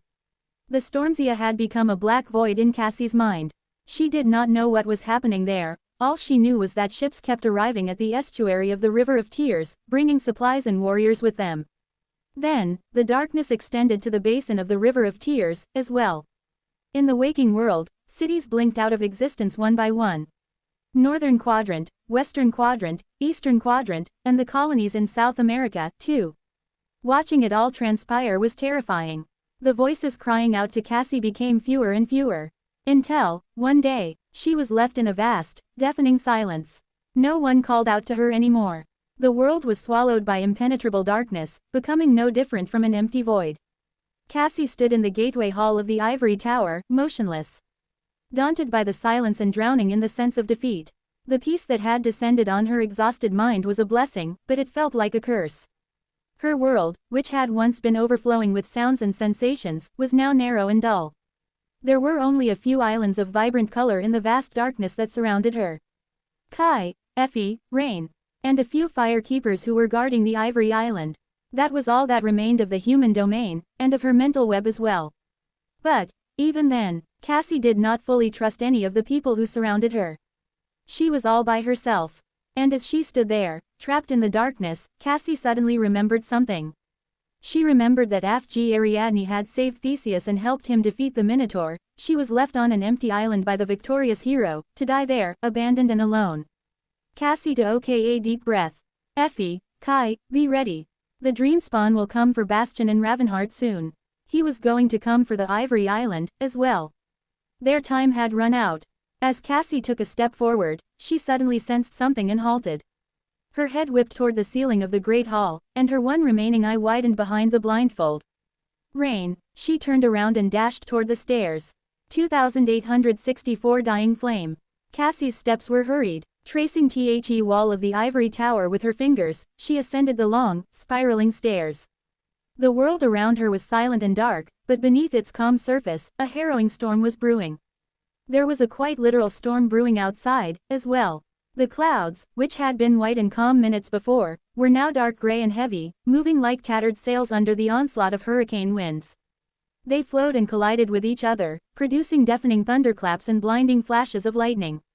Torrents of rain whipped across the Ivory Island, making the lake boil and sending water streaming down the fangs of the dead dragon. It was as if the flying island had suddenly found itself in the very heart of a powerful cyclone. What is she doing? Cassie staggered and leaned on the wall, feeling what Rain was feeling several floors above. A fierce current of essence flowed through her body at awful speed, and a vicious agony of soul damage contorted it as thin cracks snaked through her soul core. Cassie gritted her teeth and rushed up the endless stairs. The veil of storm clouds obscured the view of Bastion far below, as well as the vast sky above. The world was suddenly limited to the narrow prison of cascading lightning bolts and turbulent clouds, a thick mist covering all in sight as it was suffused with a crackling radiance. Cassie felt the wind and the thunderclaps through the vibrations of the ivory tower's wall. She sensed the rain by smell, and saw the flashes of lightning through the eyes of the fire keepers guarding the island. Those fire keepers were now rushing toward the great pagoda, as if wanting to hide from the rain. However, Cassie knew that they were not afraid of rain. After all, they were all ascended. It would take more than the fury of the elements to force them to abandon their posts. It has begun. Cassie had known it would. As soon as utter silence enveloped her mind, she knew that Astarion could not be bothered to hide his thralls anymore. That meant that he had no reason to, which meant that he had already subjugated enough of humanity to believe that nothing could stop him now. Humanity had already fallen, and all he had to do was clean up the last stragglers, those stubborn few who refused to be enthralled despite all his efforts. People like Cassie. It made sense that there were some whom he had failed to enthrall. There were always people who were naturally immune to a plague, after all. Considering that Astarion was cleaning house, he would come for the remaining great citadels, as well, Mirage Castle, the Jade Palace, and the Tower of Hope. Cassie needed to grab Rain and run. But Rain had decided this exact moment to ascend, and in the rapid, radical, and quite possibly deadly way at that. She was ascending by shattering her own soul core. Hey, Cassie, why are you running? Don't run. We will not hurt you. We will just tear your eye out. And then, we will mangle your mind. And when we're done, you will smile and thank us. You'll want to. And we will all be together again. Snarling, she erased the marks she had branded onto the souls of the fire keepers, the very first marks she had ever placed. At the same time, Cassie extended her consciousness to the ivory tower. Nephis was absent, so she was in charge of the citadel now, and therefore, all its components. She called upon the crushing, shaping it into a narrow sphere around the flying island.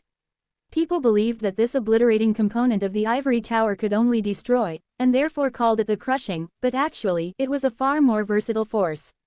The power of the Tower of Hope was the power of attraction.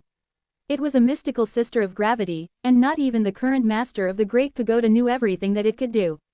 The crushing could repel all things, both physical and spiritual, away from the island. It could also pull them toward it. That was how the Chained Islands had managed to exist for thousands of years, suspended between the two extremes of Hope's Tower. It could also make all things weightless, or make them collapse under their own weight. And the closer one got to the Ivory Island, the more obliterating the force of the crushing became, to the point that not even gods would be able to overcome it unscathed. So, Cassie could easily destroy anyone, and anything, that would attempt to approach the Ivory Island. But the things and people she would be destroying were too precious, so she couldn't use the crushing that way. Instead, she used it to create a weak repelling field around the island, hoping to buy herself time. It was safe to assume that most, if not all, firekeepers had been enthralled by Astarion. So, somewhere above, Rain let out a tormented groan, sucked in a breath through gritted teeth, and spoke in a hoarse but steady voice. I am the long-lasting promise of a distant sky. I am the enduring promise of a distant sky. I am the promise of a distant sky who walks the path of Ascen Sion, I am. Ascended. It took Cassie a brief moment to understand what Rain was doing. She was assigning herself epithets. Long-lasting, enduring, ascended. She was preparing to shatter her own soul core, and tempering herself to slow down the collapse of her soul before the new core was built. That foolish girl. Cassie rushed forward, ignoring the shared sensation of her soul coming undone. She was too late. By the time Cassie finally reached Rain's quarters and threw the door open, the young woman was already standing near a wall, leaning on it with a pale face. Almost at the same time as Cassie entered, the storm that had been raging outside vanished without a trace. It was as if it had been erased from existence, revealing the boundless blue expanse of the clear sky beyond. And the immense silhouette of an inconceivable ship that had approached the Ivory Island under the cover of the storm, with numerous people moving across its decks to lay siege to the throne of immortal flame. The night garden soared through the sky, moving to obscure the sun and cast a deep shadow upon the Tower of Hope. Bright flashes illuminated its main deck. Those were its weapons, sending charged cannonballs barreling through the air. A moment later, they impacted the repelling field surrounding the Ivory Island and bloomed into radiant silver explosions. Cassie ignored the sight of the Titanic ship for a moment and walked toward Rain. What did you do, Rain? The young woman breathed heavily and glanced at her with a pale smile. Don't you feel it, Lady Cassia? I am ascending. Cassie could indeed feel it. The familiar, euphoric sensation of one's body being reborn, reforged, and tempered. Rain's new ascended soul core was rapidly soaking in her essence, elevating its quality, and sending it coursing through her body, which in turn was causing the body to be perfected. Rain's smile widened a little. I succeeded. Ah, the look on Tamar's face. I can't wait. Cassie froze for a moment, evaluating the situation. In that moment, Rain spoke with a smile. But, Lady Cassia, Song of the Fallen, Sheeta Oka stepped forward and whispered. Aren't you weak, distracted, and in traumatic pain? Aren't you lost in the labyrinth? Aren't you scared of the darkness? In the next moment, Cassie swayed. A ghastly, indescribable agony descended upon her, rending her mind apart. It was so harrowing, in fact, that she almost did not feel the cold blade of a sharp dagger slide between her ribs. 2865 The subject of murder. A cold blade pierced Cassie's heart. Cassie did not even register the pain, since her mind was already drowning in agony. Instead, she only felt disbelief that she was dying, and that Rain had killed her. It did not make sense. Cassie simply could not believe that her life was over. At the same time, it made no sense that Rain would be the one to stab her to death. The young woman was incapable of taking a life, after all. Not to mention that she had no reason to. Right. Cassie concentrated, her battered mind focusing into a sharp point. The feeling of cold steel piercing her heart was a message from the future. It was a prophecy of what she would experience in less than a second, given to her by her awakened ability. Which meant that she had not been delivered the fatal wound yet. Right, Rain has become a thrall of Astarion. Why had Cassie not realized it sooner? Rain's ascension had coincided with the attack on the Ivory Island, becoming a perfect tool to distract Cassie at the worst possible moment. The Night Garden even arrived under the cover of the storm cloud that Rain's ascension had summoned, damning evidence that the two events were connected. It was painfully obvious, so how was it that Cassie had not noticed the connection? My mind is compromised. It must have happened just before she erased the marks from the souls of the Firekeepers. Astarion had subtly influenced her thoughts, directing them away from connecting Rain to him, as well as cutting her own connection with Effie and Kai, thus leaving herself completely isolated. Luckily, that seemed to be the extent of how he had managed to manipulate her. Cassie moved her body slightly, causing Rain's dagger to miss her heart by a few centimeters. She grabbed the young woman's wrist with one hand, and used the other to pull down her blindfold. But it was strange. How had Rain been able to attempt to kill her? That just went to show how insidious the Dreamspawn and his powers were. Rain's flaw prevented her from being able to kill, but it was subjective. The universe was not going to intervene and prevent her from delivering Cassie a lethal wound. Rather, Rain's hand would refuse to move as long as she believed that moving it would directly endanger the life of a living being. Stabbing a person in the heart was obviously an act of murder. But if Rain earnestly believed otherwise, her flaw would not stop her from pushing a dagger between someone's ribs. So, all Astarion had to do to circumvent Rain's flaw was to twist her mind enough to make her believe that Cassie wouldn't die from being stabbed in the heart. Which meant that he had made a complete mess of Rain's perception of reality. That bastard. Rain tried to twist her stiletto in Cassie's chest, but Cassie was holding her wrist tightly. She might have been a woman of slight build, and suffering both from a blinding pain and 2 other debilitating epithets, but she was still a saint. And a saint could easily deal with a master in a contest of physical strength. Taking half a step forward, Cassie grabbed Rain by the throat and pulled her closer. Look here, Rain, I don't have time for this. Activating her transcendent ability, she delved into Rain's memories. Hot blood flowed down her face, the gaping wound where her eye had been pulsing with dizzying torment. In Rain's memories, Cassie saw the young woman spending peaceful days in the ivory tower. However, despite how peaceful everything seemed, Rain was no fool. Even without news reaching the flying island, she knew that something terrible was transpiring in the world, from context clues. She felt frustrated at being too weak and too insignificant to help. She also felt anxious and uncertain, afraid of being left behind by her friends and companions. That was the insecurity Astarion had used to enthrall Rain. Once the plague slithered into the cracks on her confidence, it spread like a malignant tumor, slowly consuming everything around. In the end, it was Astarion who had pushed Rain to attempt the faster, riskier method of becoming ascended. And, of course, he was the one who had commanded her to stab Song of the Fallen in the heart. So he is not trying to keep me alive anymore so that I could be devoured later. I wonder what changed. Beyond the window, massive boarding hooks shot from the deck of the Night Garden, sailing across the sky to sink into the soil of the Ivory Island. There was no way for them to break the sphere of the crushing and achieve that, and yet, they did, connecting the two together. As Cassie roughly purged the memories from Rain's entranced head, a somber thought entered her own mind. Nightwalker. The crushing was supposed to repel everything away from the Ivory Island, shaped into a sphere around it.